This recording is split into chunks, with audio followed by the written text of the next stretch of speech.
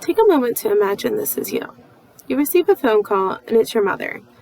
She urges that you two speak. She informs you that her terminal illness has advanced, and she is no longer responding to the medication and treatments. The doctors inform her that the ending to her life is going to be extremely agonizing. So one of the physicians offers a different alternative called dying with dignity. Dying with dignity is an option that many terminally ill patients do not know about. Unfortunately, we will all face our eventual death.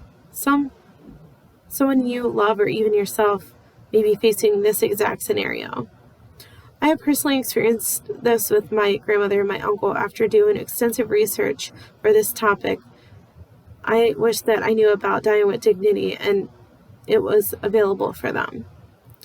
I am going to explain to you what dying with dignity is, who may benefit, why someone may consider it, and how someone can request it.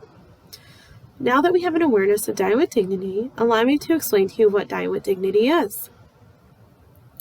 Dying with dignity is an end-of-life choice given to a dying patient to get an informed request through a physician to take medication to accelerate their death in a serene, compassionate, and noble fashion. According to Dan Diaz's testimony on the Oprah Winfrey Show, who is the husband of Brittany Maynard, who took the fatal administration, confirms that during the whole time, there's conversations and everybody sharing stories. It was very tranquil. It was the mood of the house. It was very peaceful and very loving. This alternative method allows people at the end of their lives to take control. Medical aid in dying gives patients autonomy. The patient is in charge. They request the medication, they take it, and they can change their mind at any given time. This allows the patients to knowingly and willingly accept medication for dying with dignity, and even more amazingly, reject their decision if they desire to do so. To be able to participate in this procedure, one must live in one of the states that legalize dying with dignity, which is only 10 of all 50 states. A few states are Hawaii, Maine, New Jersey, New Mexico, Washington, Vermont, and DC. The individual must be mentally competent. The individual must have been diagnosed with a terminal illness, which will lead to their death within 6 months. The individual must be able to self-administer and ingest medications without help.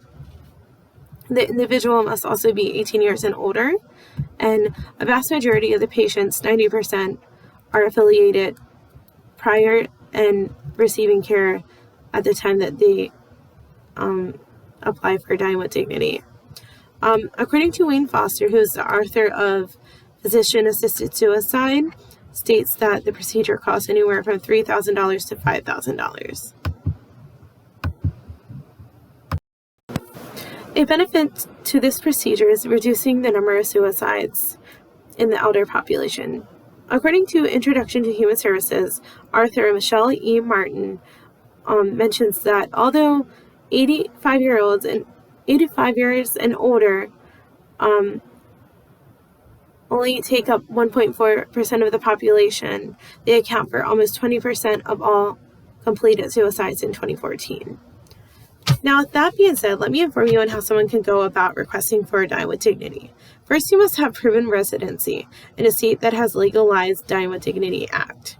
Your attending physician must confirm you meet all the eligibility criteria and pain management options, and ask that you notify your next of kin of the prescription request. After your primary physician has signed off, a mandatory second opinion from another physician takes place in order to confirm your first physician's findings and to also verify that you are in a correct emotional and mental capacity to make this decision.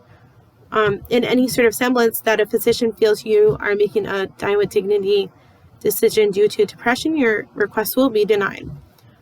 Hawaii requires a mental health evaluation for all patients requesting medications under the law, which started March of 2021.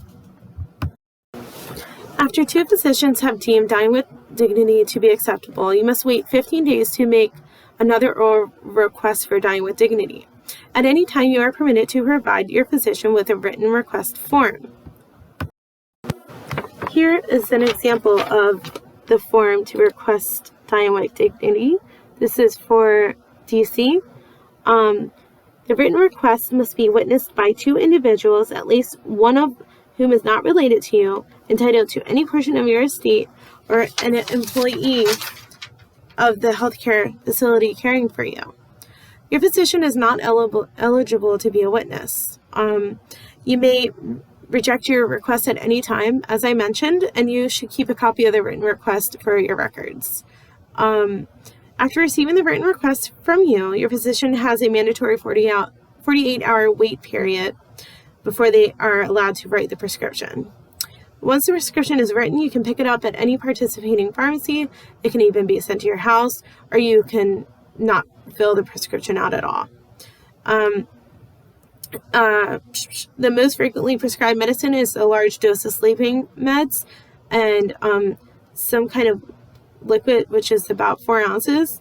And according to deathwithdignity.org, most patients fall asleep peacefully about 10 minutes after drinking the medication and die within 1 to 3 hours.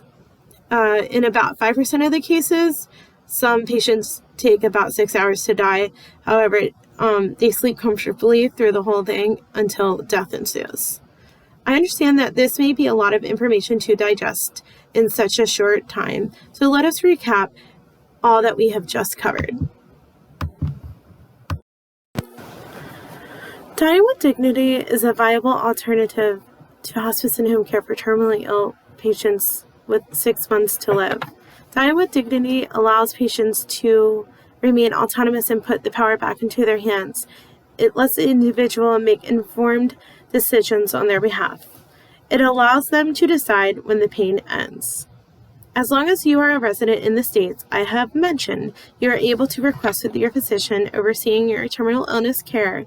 I have informed you of the steps that it takes from start to finish. Every step from verbal request to written request to receiving your medication from the pharmacy and even your doorstep. You are now educated on how this medication is taken and how much peace and relaxation it brings the individual. Clearly, this option may not be suitable for everyone. Situations vary. If you know someone that may possibly benefit from Dying with Dignity, please share this information that I have provided with you today. In closing, I will leave you with a quote from Brittany Maynard, a woman who eventually passed away from this method of dying, assures us, "Having this choice at the end of my life has become incredibly important. It has given me a sense of peace during a time that otherwise would be dominated by fear, uncertainty, and pain."